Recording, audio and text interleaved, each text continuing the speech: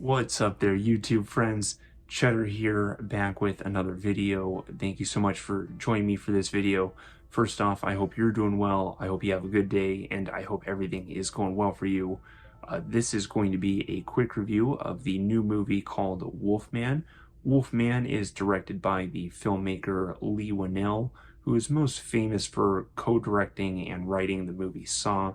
He's written several other movies and directed a couple also, Wolfman being his most recent movie. This is going to be a quick review with my score and my justifications to help you figure out if you should go see the movie or not. This will be spoiler free too, so I will keep everything very generic just so you can go in cold. So what did I think of the movie Wolfman? I thought it was really good. I think you should go see it. I do recommend this movie. I give it a strong thumbs up.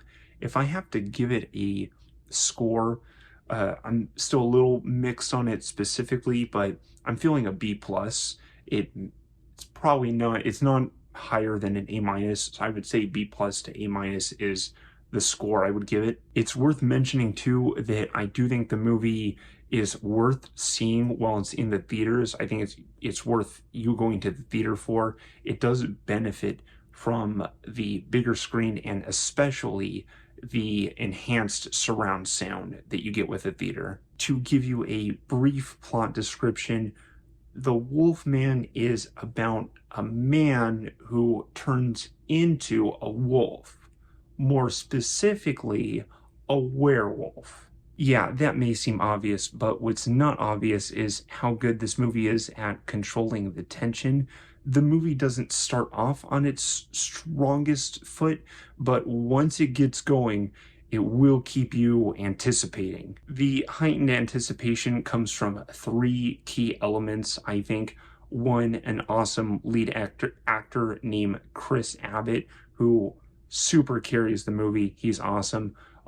Two would be the sound effects and the sound design of the movie. The sound in this movie is really well done.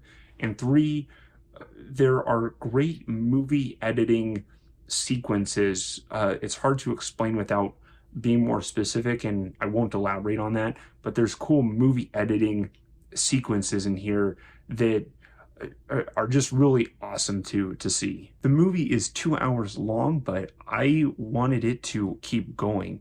It is exciting, it's tense, and it's exhausting and even tiring at parts, but it has so much energy and it's so just intense that it goes by pretty quick. I would sell this movie to people as a horror movie, but it's also, I think it's good to know it's not very gory. So for the dedicated horror fans, I suspect they might be mixed on it, depending on how gore hungry you are. If you go in for a lot of gore, you're not gonna get it in this movie, but it has its scary moments. And the nice part about that is I do think this helps keep the door open to pull in some non-traditional horror movie fans, because I do think it's more accessible to just a wider audience than a very gory horror movie. Unfortunately, the movie has a couple problems that stick out like a sore thumb that I feel like I have to talk about, but I will keep it spoiler free. The first problem that I have with the movie, and this is the biggest, is there is a know-it-all kid in the movie who is annoying and kind of lame at times, with fake drama even at some points, and it doesn't break the movie, but it's the closest it comes to ruining the movie for me, because I just wish the kid would scream more and talk less. That's the best way I can put it.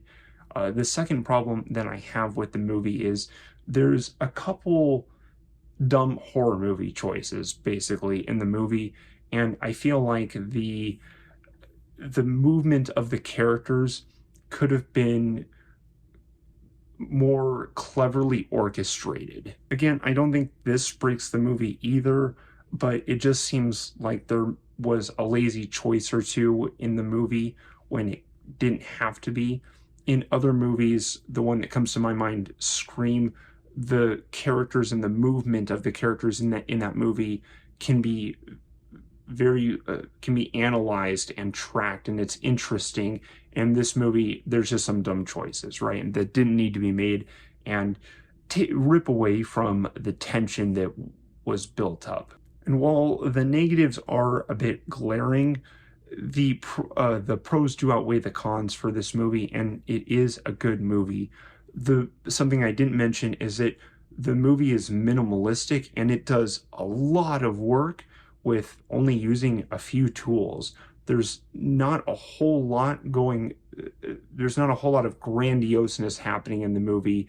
It's very focused on on the specifics of what's happening, and it's very intense with that. There was only about 6 or 8 people at the theater that I attended, so I do hope that more people go to see this movie. I think it deserves an audience because it's pretty good. So if you've seen it, leave a comment below to let me know what you thought about the movie. If you found my review helpful, please like and subscribe, or let me know with the comment as well. But that'll be all for this review. I did enjoy this movie, and I think it should get seen.